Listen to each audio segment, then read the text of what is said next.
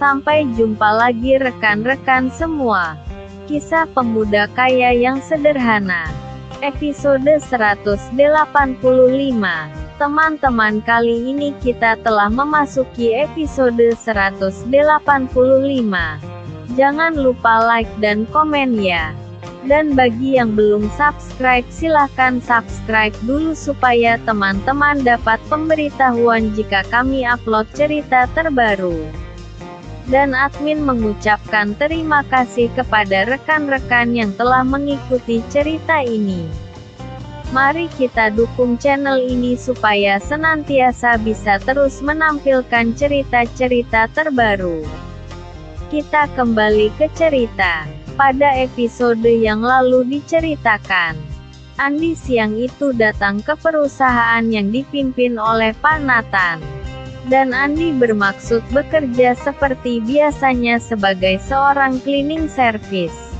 Namun ternyata hari ini Andi tidak bertemu dengan Pak Dimas.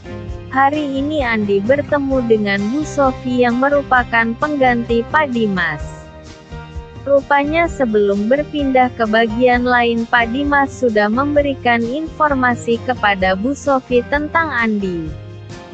Sehingga saat itu Ibu Sofi yang biasanya akrab dengan Andi menjadi terlihat begitu berbeda setelah mendapatkan berbagai informasi tentang Andi dari Pak Dimas.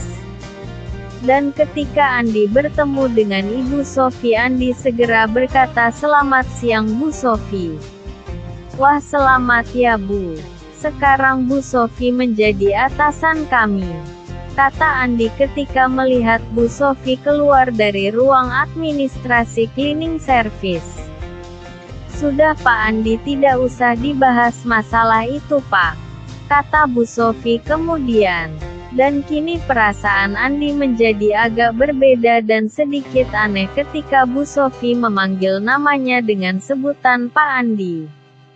"Bu Sofi, ada yang ingin saya bicarakan dengan Ibu sebentar Bu," kata Andi kemudian masuk ke ruang administrasi bagian cleaning service.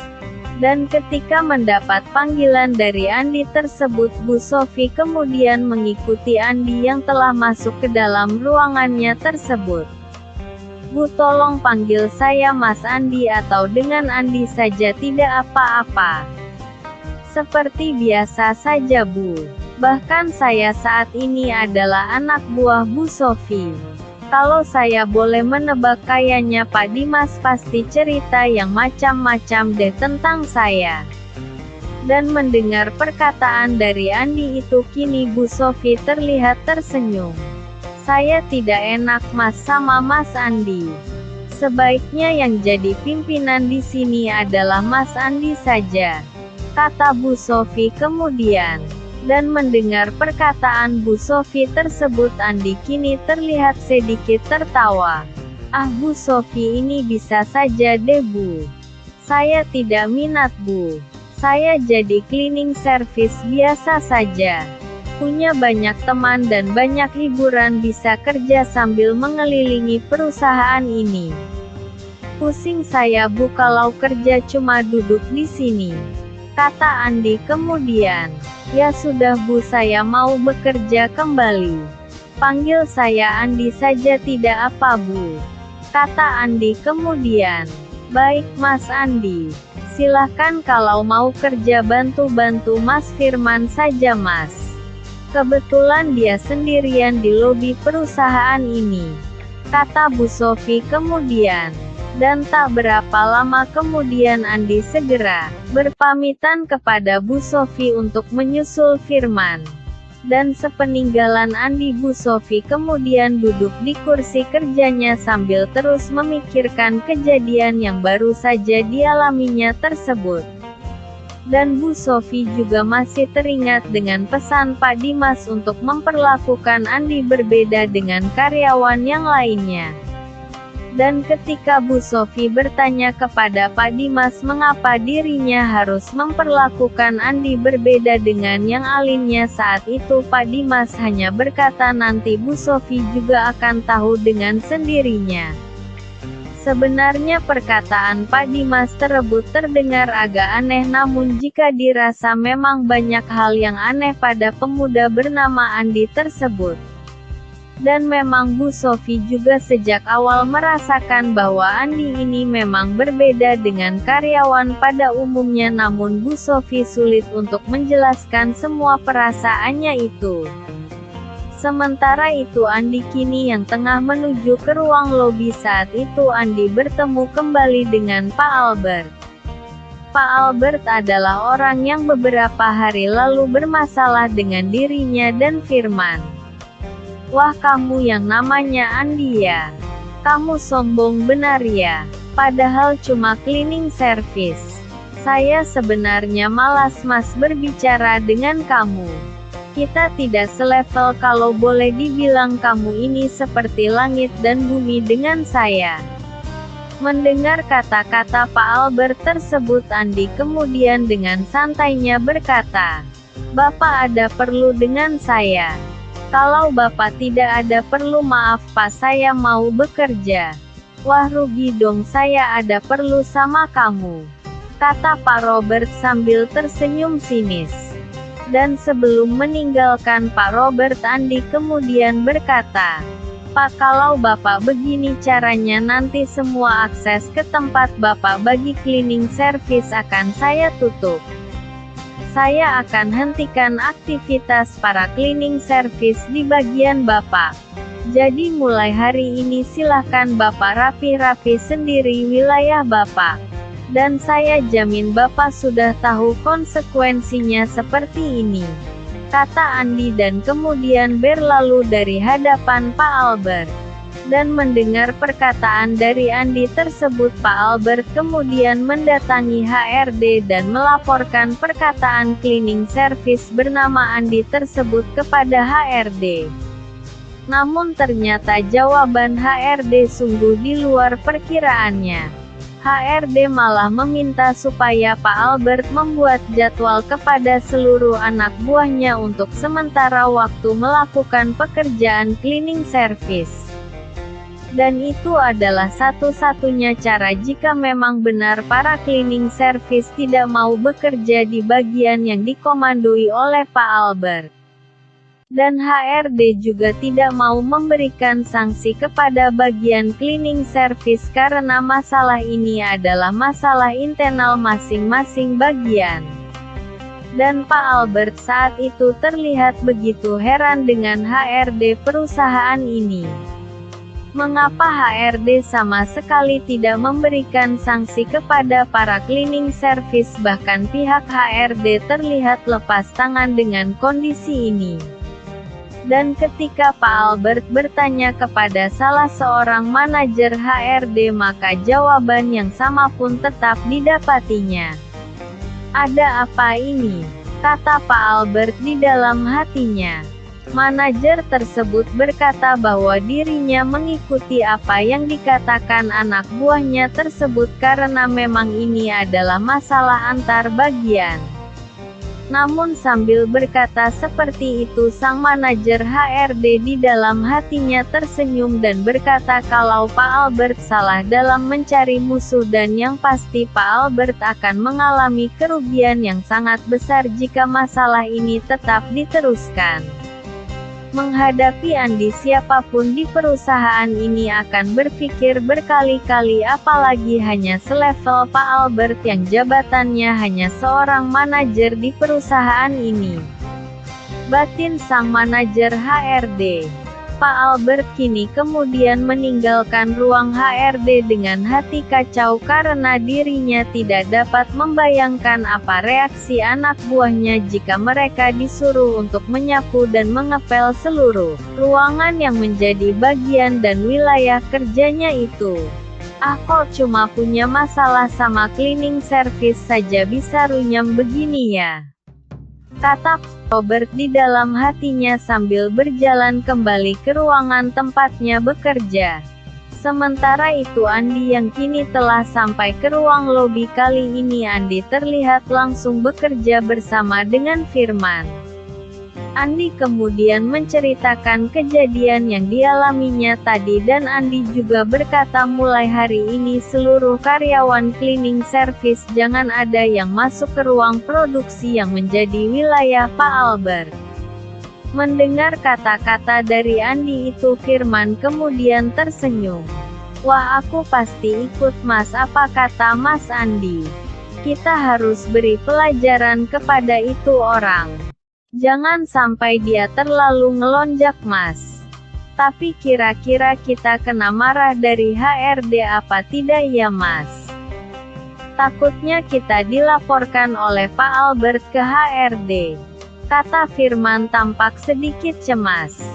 Tenang Mas. Itu akan menjadi tanggung jawabku. Aku tidak akan mencelakakan teman-temanku dengan masalah yang aku ciptakan. Kata Andi untuk menenangkan Firman yang terlihat mulai cemas. Dan ketika Firman mendapati Andi berkata seperti itu kini hati Firman terasa lebih ringan. Firman tahu betul sifat Andi selama ini dan Firman juga tahu Andi punya banyak kenalan berposisi tinggi di perusahaan ini yang tidak akan tinggal diam jika Andi ada yang mengganggu. Kini Andi dan Firman terus melakukan tugasnya. Tiba-tiba ada seseorang menghampiri mereka bekerja. Firman saat itu terlihat grogi dan kaget ketika melihat sosok yang mendekatinya tersebut. Ternyata pria setengah baya yang mendekati mereka adalah Direktur HRD yaitu Pak Akmal. Selamat siang Pak, tanya Pak Akmal kepada Andi. Selamat siang juga Pak. Ada apa nih Pak tumben Bapak menghampiri saya? Apa mungkin ada kerjaan buat kami nih? Tanya Andi dengan santainya. Ah Bapak bisa saja, kata Pak Akmal. Dan mendengar beberapa percakapan antara Andi dan Pak Akmal tersebut Firman terlihat kaget dan tak percaya. Kok bisa seperti ini? Sepertinya Andi sama sekali tidak takut dengan Pak Akmal. Bahkan sekilas terlihat malah Pak Akmal yang segan dengan Andi. Ada apa ini? Batin Firman. Dan belum hilang rasa terkejut Firman kini tiba-tiba Pak Akmal berkata, Pak Andi ada masalah apa sama Albert? Kok tadi orang HRD ada yang mendapat laporan dari Albert? Kata Pak Akmal sedikit memelankan suaranya. Mendengar kata-kata Pak Akmal tersebut Andi kemudian berkata, biasa Pak, punya sedikit posisi lagaknya sudah gak karuan. Dengan mudah merendahkan orang lain. Tadi saya sudah ancam biar mereka bersih-bersih sendiri untuk beberapa hari. Soalnya cleaning service tidak akan masuk ke wilayah mereka Pak. Dan tolong HRD jangan terlalu campur tangan ya Pak. Saya ingin memberikan sedikit pelajaran kepada Pak Albert biar dia bisa lebih dewasa dalam bersikap. Kata Andi kemudian. Firman yang sudah kaget dengan datangnya Pak Akmal kini tambah terkejut mendengar perkataan dari Andi tersebut. Luar biasa Mas Andi berani berkata seperti itu kepada bos besar. Wah bahaya nih kalau Pak Akmal sampai marah. Abis deh mereka semua, batin Firman. Namun ternyata jawaban dari Pak Akmal jauh di luar apa yang ditakutkan oleh Firman. Oh iya Pak Andi, jelas kami tidak akan berani ikut campur. Tapi kalau Pak Andi butuh bantuan kami maka kami akan siap membantu Bapak. Kalau perlu Albert kita keluarkan saja dari perusahaan ini jika Bapak berkenan. Dan mendengar perkataan dari Pak Akmal tersebut Andi kemudian berkata, jangan Pak, saya tidak mau sejauh itu Pak. Sejelek dan sekurang apapun dia adalah keluarga kita di perusahaan ini. Paling saya hanya akan memberinya pelajaran supaya dia lebih dewasa dalam bersikap Pak. Jadi tolong nanti bantu saya jika saya butuh bantuannya Pak. Kata Andi kemudian. Baik Pak, kalau begitu kami tunggu info dari Pak Andi saja. Baik Pak, kalau begitu saya pamit, kata Pak Akmal kemudian meninggalkan kedua cleaning service tersebut. Dan Andi kemudian berkata kepada Firman, "Mas, jangan bercerita kepada siapapun tentang pertemuan dengan Pak Akmal ini," kata Andi terlihat serius. Firman yang tak bisa berkata apa-apa karena shock dengan kejadian ini hanya bisa menganggukkan kepalanya. Andi kemudian melanjutkan pekerjaannya dengan Firman di ruang lobi perusahaan. Tanpa terasa saat ini waktu telah menunjukkan pukul 3 sore. Sementara itu Pak Albert yang kini tengah berada di ruangannya kini semakin merasa aneh saja dengan perusahaan tempatnya bekerja ini. Pak Albert merasa bagiannya adalah ujung tombak di perusahaan ini. Ya, bagian produksi adalah sebuah bagian yang menghasilkan produk dan sekaligus omset bagi perusahaan. Namun hari ini dirinya merasa tidak berharga di depan HRD. Seharusnya bagian HRD lebih mementingkan bagiannya itu daripada bagian cleaning service yang merupakan sebuah bagian tak lebih seperti bagian bantu-bantu di sebuah perusahaan. Dan Pak Albert juga masih teringat dengan ancaman dari cleaning service kalau mereka tidak akan membantu bagian produksi lagi sehingga semua urusan kebersihan dan lain sebagainya di bagian produksi kini menjadi wewenang dan tanggung jawab masing-masing. Dan ternyata dalam kondisi seperti ini Pak Albert menjadi tersadar ternyata bagian cleaning service pun mempunyai peran masing-masing dan masing-masing mempunyai peran yang sangat dibutuhkan oleh perusahaan ini. Dan sore ini Pak Albert tidak bisa memesan sekedar kopi maupun teh yang biasanya tersedia di sore hari di atas mejanya. Rupanya para cleaning service tadi benar-benar melakukan apa yang tadi mereka katakan. Pak Albert pun kini berpikir besok bagaimana ya dengan ruangan ini dan ruang bagian produksi. Apakah besok pagi harus diadakan piket untuk semua karyawan atau harus bagaimana? Pikir Pak Albert. Pak Albert yang mulai merasa terpojok kini kemudian berkata, "Coba lihat besok perkembangannya seperti apa."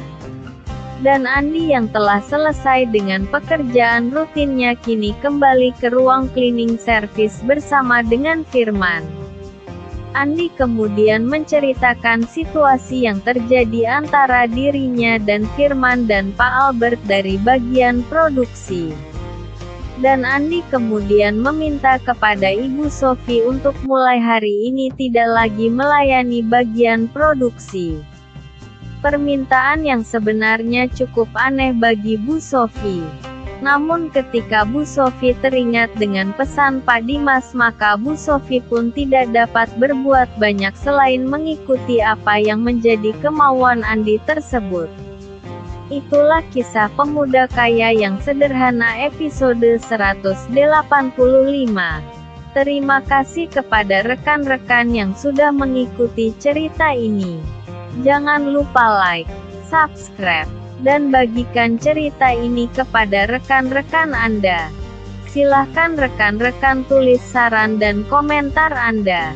Dan mari kita majukan channel ini supaya kita bisa terus menikmati cerita ini. Terima kasih.